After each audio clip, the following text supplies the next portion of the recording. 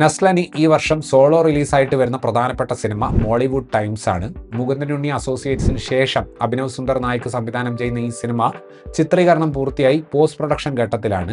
ഒരല്പം വർഷങ്ങൾക്ക് മുന്നേയുള്ള മലയാള സിനിമയുടെ ചില രീതികളും കാര്യങ്ങളും ഒക്കെ ഒരുപക്ഷെ ഈ സിനിമയുടെ കണ്ടന്റ് ആയേക്കാം. മെയ് 15-ന് സിനിമ റിലീസ് ചെയ്യപ്പെടും എന്നൊരു വാർത്ത കേൾക്കുന്നുണ്ട്.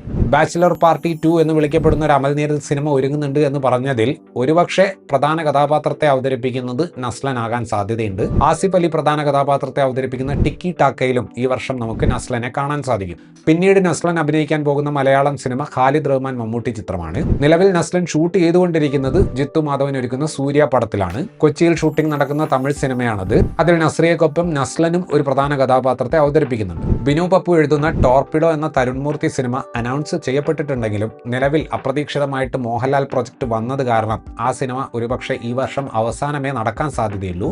അങ്ങനെയാണെങ്കിൽ ടോർപിഡോയുടെ റിലീസ് 2027-ലായിരിക്കും.